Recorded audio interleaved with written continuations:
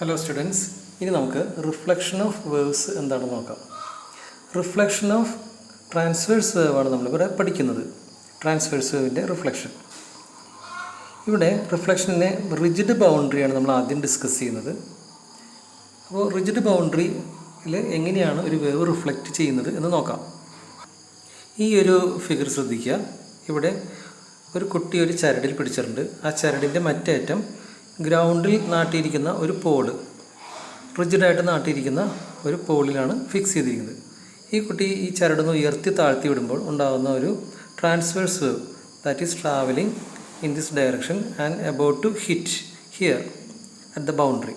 And after hitting എന്ത് പറ്റും നോക്കാം. ഇവിടെ ഇപ്പോൾ ഒരു ക്രസ്റ്റാണ് കാണുന്നത്, പിന്നെ അത് ട്രഫ് ആവുന്നത് കാണാൻ പറ്റും. ഓക്കെ, ഈ ഫിഗറിൽ റിഫ്ലക്റ്റഡ് വേവാണ് കാണിച്ചിരിക്കുന്നത്. ഹിറ്റ് ചെയ്തതിന് ശേഷം റിഫ്ലക്റ്റ് ചെയ്യുമ്പോൾ ആ ക്രസ്റ്റ് എന്നുള്ള ട്രഫായിട്ട് പെട്ടെന്ന് തന്നെ സ്വിച്ച് ചെയ്തെന്ന് കാണാൻ പറ്റും ഈ ബൗണ്ടറിയിൽ വെച്ച്. So that will happen in the case of rigid boundary. അപ്പോൾ എന്താ സംഭവിച്ചതെന്ന് വെച്ചാൽ വേവ്, ഒരു ഫുൾ വേവ് എന്ന് പറഞ്ഞു കഴിഞ്ഞാൽ 360 ഡിഗ്രി അഥവാ റേഡിയനിൽ പറഞ്ഞ 2π ആണ്. അപ്പോൾ അതിൻ്റെ പകുതിയാണ് സംഭവിച്ചത് അല്ലേ. അപ്പോൾ എത്ര ആംഗിൾ ഷിഫ്റ്റ് ചെയ്തു? 180 ഡിഗ്രി അഥവാ π റേഡിയനാണ് ഷിഫ്റ്റ് ചെയ്യുന്നത് റിജിഡ് ബൗണ്ടറി ആണെങ്കിൽ. ഇത് നമുക്ക് വേറൊരു അനിമേഷൻ്റെ രീതിയിൽ കാണാം. അത് നോക്കാം. ഇൻകമ്മിങ് വേവ് ഹിറ്റ് ചെയ്യുന്നു, അത് റിഫ്ലക്റ്റ് ചെയ്യുമ്പോൾ ജസ്റ്റ് ഫ്ലിപ്പ് ചെയ്യുന്നു അല്ലേ, അഥവാ 180 ഡിഗ്രി തിരിയുന്നു, തിരിച്ചു പോകുന്നു. So that's A phase difference is 180 degree അഥവാ π റേഡിയൻ. ഇനി നമുക്ക് ഇതിൻ്റെ വേവ് ഇക്വേഷൻ എന്തൊക്കെയാണെന്ന് നോക്കാം. Okay, so this is the case. When a wave is reflected at a rigid boundary, there will be a phase difference of π radian between the incident and reflected wave. ഇവിടെ നമുക്ക് incident വേവിനെ y displacement ആയിട്ട് കാണാം. ഈ ഒരു ഡയറക്ഷനിൽ displacement ആണ്. y equal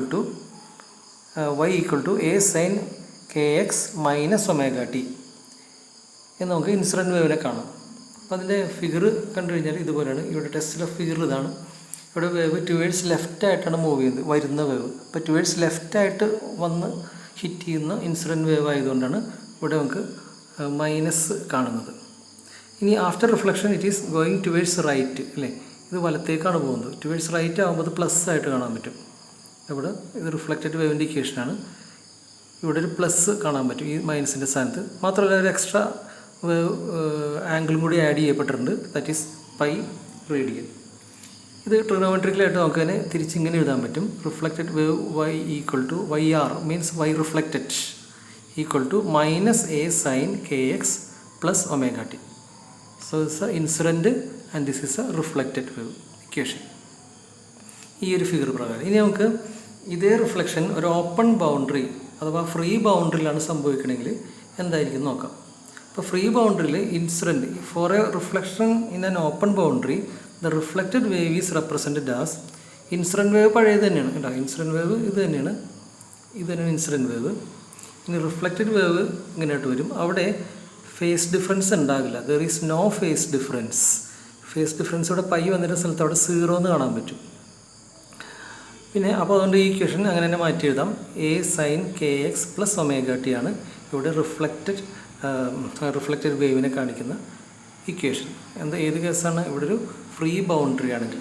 അപ്പോൾ free boundary ആണെങ്കിൽ ഫിഗർ എങ്ങനെ വരും നോക്കാം. ഇതാണ് ഇൻസിഡൻറ്റ് വേവ്. ഇടിച്ചു ചെയ്തതിന് ശേഷം ഈ ഫ്രീ ബൗണ്ടറിയിൽ നിന്ന് അതേപോലെ തന്നെ തിരിച്ചു പോകണം എന്ന് കാണാൻ പറ്റും. ഒരു അനിമേഷനിൽ അത് കൂടുതൽ ക്ലിയർ ആവും. ഈ ഒരു അനിമേഷൻ നോക്കുക. ഇതിനകത്ത് ശ്രദ്ധിച്ചാൽ കാണാൻ പറ്റും.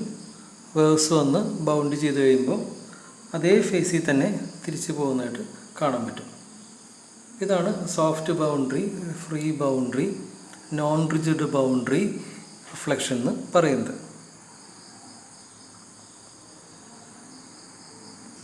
ഇനി അടുത്തായിട്ട് സ്റ്റാൻഡിങ് വേവ്സ് എന്താണെന്ന് നോക്കാം. Standing waves and normal modes in A standing waves.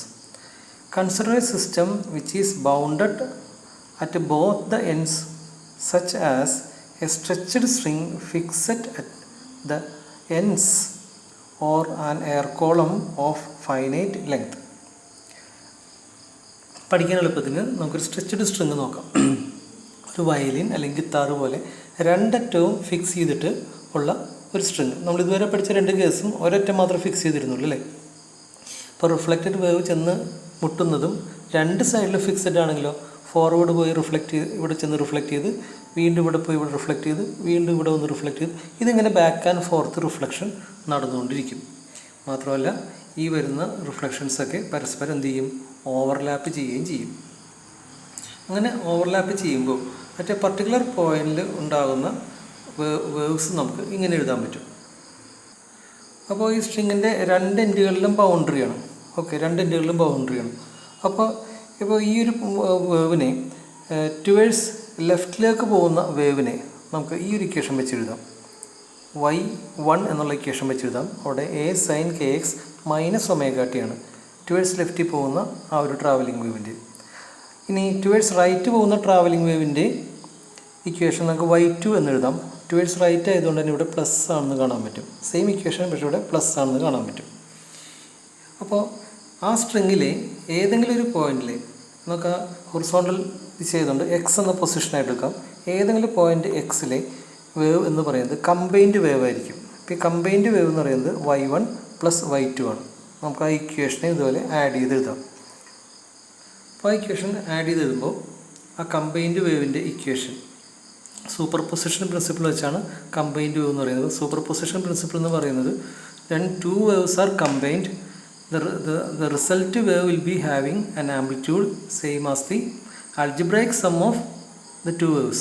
algebraic sum എന്ന് വെച്ചാൽ ഈ രണ്ട് വേവ്സിനെ നമ്മൾ സം ചെയ്യാം, സൈൻ കൺസിഡർ ചെയ്ത് സം ചെയ്യണം. അതായിരിക്കും റിസൾട്ട് വേവിൻ്റെ ആംപ്ലിറ്റ്യൂഡ് എന്ന് പറയുന്നത്. അതാണ് സൂപ്പർ പൊസിഷൻ പ്രിൻസിപ്പിൾ പറയുന്നത്. അപ്പോൾ അങ്ങനെ വേവ്സ് കമ്പൈൻ ചെയ്ത് ഒരു കമ്പൈൻഡ് വേവ് ഉണ്ടാവും. So this is a combined wave yxt. ഇതാണ് കമ്പൈൻഡ് വേവ്. അതിൻ്റെ ഇക്വേഷൻ നമ്മൾ കണ്ടുപിടിക്കാൻ പോവുകയാണ്. അത് മോഡിഫൈ ചെയ്തെടുക്കാം. ഇത് മോഡിഫൈ ചെയ്ത് മുമ്പോട്ട് പോകുമ്പോൾ നമുക്ക് ഇങ്ങനെ ഒരു ഇക്വേഷൻ ചെന്നെത്തും. So this is a combined wave equation yxt, that is 2a sin kx into cos omega T എന്നാണ് കമ്പൈൻഡ് വേവിൻ്റെ ഇക്വേഷൻ. ഇപ്പോൾ ഇവിടെ കാണുന്നത് yxt എന്ന ആ ഒരു റിസൾട്ട് വേവ് അഥവാ കമ്പൈൻഡ് വേവിൽ kx മൈനസ് ഒമേഗ ടി എന്ന ടേമിനെ കാണാനില്ല, kx പ്ലസ് ഒമേഗ ടി എന്ന ടേമിനെയും കാണാനില്ല. അപ്പോൾ അത് മനസ്സിലാക്കുന്നതെന്ന് വെച്ചാൽ it represents A standing wave എന്നുള്ളതാണ്. ഇതൊരു ട്രാവലിംഗ് വേവ് അല്ല. ട്രാവലിംഗ് വേവ് ആയിരുന്നെങ്കിൽ നമുക്ക് ഈ ഏതെങ്കിലും ഒരു ടേമിനെ നമുക്ക് അവിടെ കാണാൻ പറ്റുമായിരുന്നു. നമ്മൾ പഠിച്ചിട്ടുണ്ട് ട്രാവലിംഗ് വേവിൻ്റെ ഫോർവേഡ് അല്ലെങ്കിൽ ബാക്ക്വേഡ്. ട്രാവലിംഗ് വേവിൻ്റെ ടുവേഴ്സ് ലെഫ്റ്റിൽ പോകണമെങ്കിൽ ഇതായിരിക്കും, ടുവേഴ്സ് റൈറ്റിലോട്ട് പോകണമെങ്കിൽ ഇതായിരിക്കും അവിടെ ഉണ്ടാകുന്നൊരു ടേം. പക്ഷെ ഇവിടെ ഇത് കാണുന്നില്ല. അപ്പോൾ അതിനർത്ഥം ഈ വേവ് ഒരു സ്റ്റാൻഡിങ് വേവാണ് എന്ന് കാണാൻ പറ്റും.